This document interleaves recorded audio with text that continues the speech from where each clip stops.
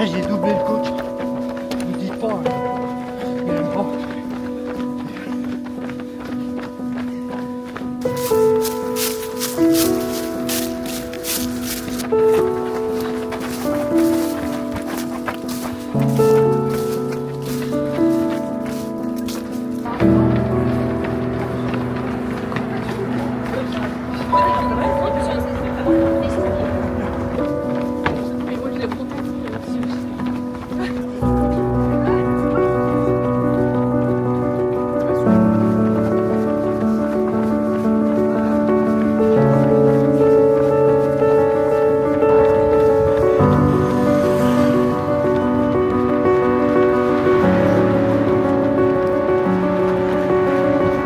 La course à pied, c'est pas mon sport favori.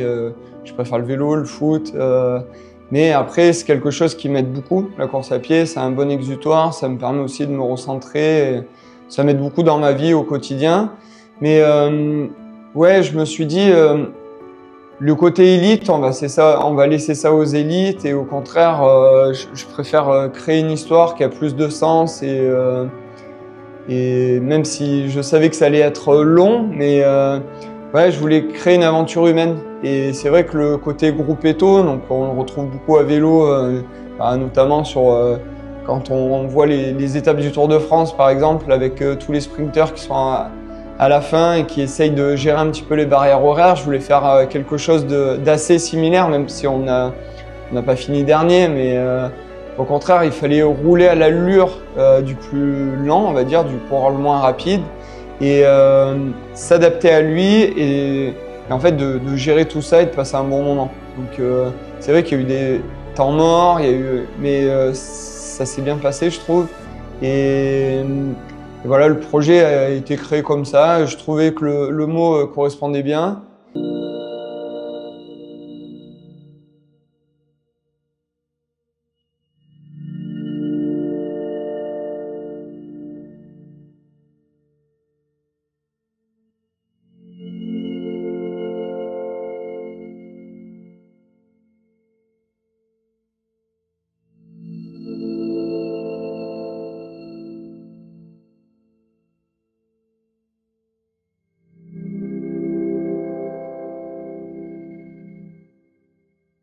Moi, j'étais déjà inscrit sur la Saint-Élion et il m'a demandé si ça m'intéressait qu'on m'accompagne et que du début à la fin et qu'on reste avec moi, sans trop me parler comment ça allait se passer, mais ce qui me faisait peur, c'est d'être maintenu à un niveau où j'avais du mal à suivre ou être obligé d'être pas bien pour finir.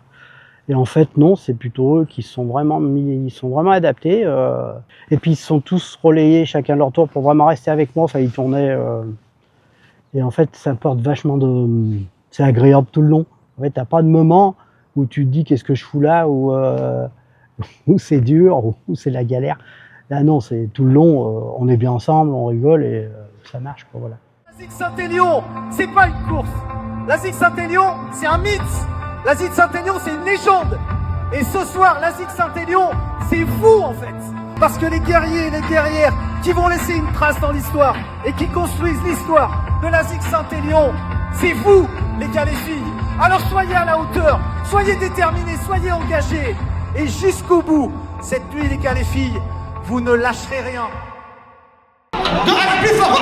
Gauche, droite, gauche, droite, gauche, droite, gauche, droite. Accélère, accélère, accélère, accélère. Plus vite, plus vite, plus vite, plus vite, plus vite, plus vite. Public Saint-Étienne, on va pouvoir lancer le public, tout ça, tout le monde. 4, 3, 2, 1.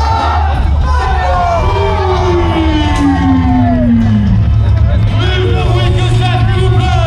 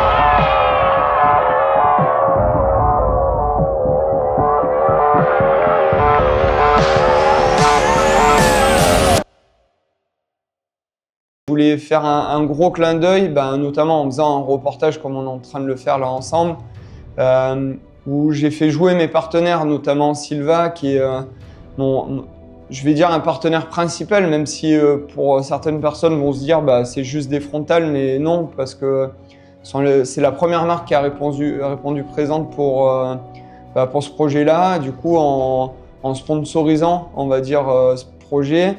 Donc c'est marrant de parler de sponsorisation alors que on va jouer un groupe Eto, on n'est pas là à se mettre en avant, et je trouvais ça symbolique là-dessus. Et du coup, ça rejoint le SASPERF où personne ne pouvait avoir un SASPERF, et du coup nous on l'a eu, et au contraire ça leur permet de voir un petit peu ce qui se passait juste sur les élites avant, et de courir soit avec quelques invités ou des coureurs qui courent vite, quoi.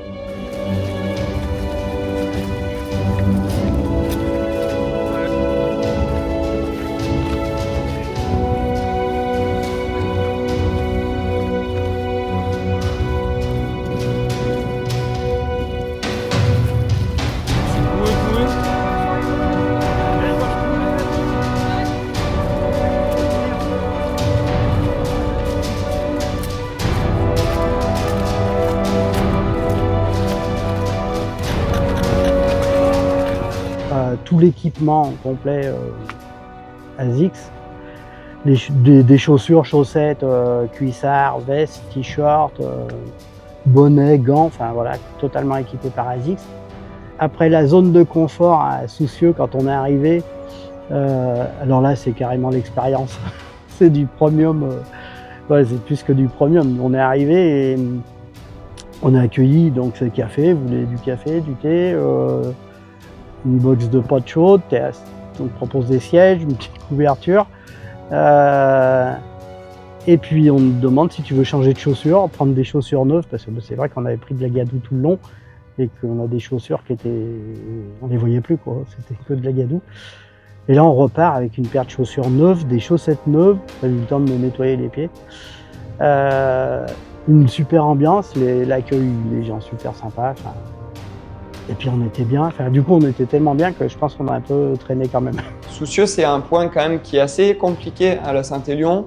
C'est un peu le juge de paix de la course. Si tu arrives à Soucieux, on va dire frais, derrière tu sais que ta course va bien se terminer. Et donc cette comfort zone, c'était une sorte de yourte, on va dire, équipée par ASICS, un petit peu comme un stand de Formule 1. En gros, tu enlevais tes chaussures et tu les remplaçais par d'autres. À savoir qu'ASICS a équipé chacun des coureurs sur cette Saint-Élion, donc de ce groupe Eto. Ça a été vraiment un moment convivial, et tu vois, chacun était malgré tout dans sa bulle. Tu vois, tu avais plus l'effet individualiste dans cette zone-là, parce que du coup, je pense qu'ils sont recentrés chacun sur eux-mêmes, et pour repartir après derrière, boum, nouveau dans un bloc. Et c'est vrai que c'était smart de la part d'ASICS de créer ça, et tellement agréable pour tout le monde, quoi. Et d'ailleurs, on a pu récupérer un mec qui dormait juste à côté, qui faisait lui la Lyon-Saint-Élion. Je ne sais pas s'il allait repartir, si on n'avait pas un peu discuté avec lui. Et du coup, on lui a donné un petit coup de boost, et derrière, au final, il finit même devant nous. Mais il s'est accroché un petit peu avec nous au départ, ça lui a permis de se remettre dedans, et je suis content qu'il ait fini.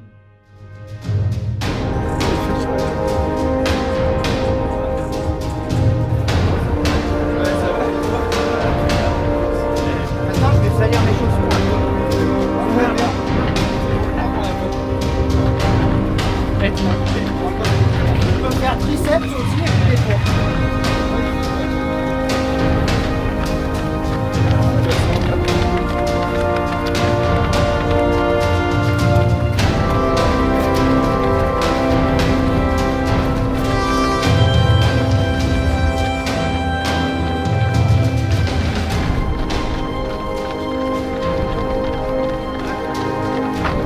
Magnifique. C'est trop beau. En randonnée. Oh là là. Et puis Chaponneau-Lyon, ça a été plus compliqué parce que j'avais des douleurs aux pieds, j'étais pas... et j'avais du mal à relancer. Enfin, j'ai vraiment eu du mal à repartir, à courir. Chaponneau-Lyon, j'arrivais à trottiner, mais ça. Puis, je pense que la fatigue commence à venir aussi. Parce que je me rappelle qu'à un moment, je leur ai dit, il faut qu'on parle parce que je suis en train de m'endormir. Je marche, mais Je marche, mais je m'endors.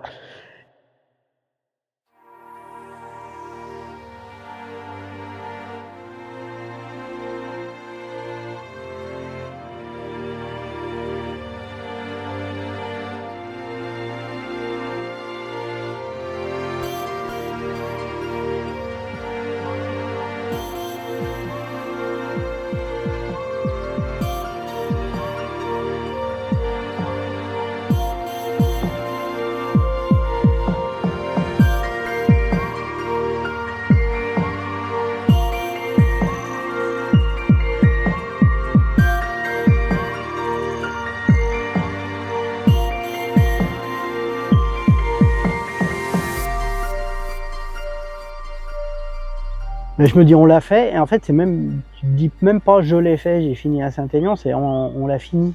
Enfin voilà, on est tous là, on a fini ensemble, et ils ont tous été là, et ils ont tous fini avec moi, et tu te dis ils m'ont donné quelque chose. Enfin là ils l'ont fait presque pour moi, quoi, parce qu'en fait ils étaient tous d'un niveau un peu largement supérieur au mien, et en fait tu te dis bah voilà, ils se sont pas sacrifiés, mais ils l'ont fait avec moi, et ils m'ont tenu jusqu'au bout. Ils sont restés avec moi jusqu'au bout. Je l'aurais fait, je l'aurais fini, mais là c'était vraiment un gros moment d'amitié, de partage, c'est vraiment génial. Du coup, c'est une performance pour chacun, parce que 80 km, il n'y a pas tout le monde qui est capable de le faire. Et une vraie émulation. Et en fait, c'est un peu un remerciement de voir ces gens de Tom Toutrel qui m'accompagnent aussi, malgré tout, même si je les aide à côté. En fait, c'est un remerciement aussi de leur fidélité, aussi de l'implication qu'ils ont dans les entraînements.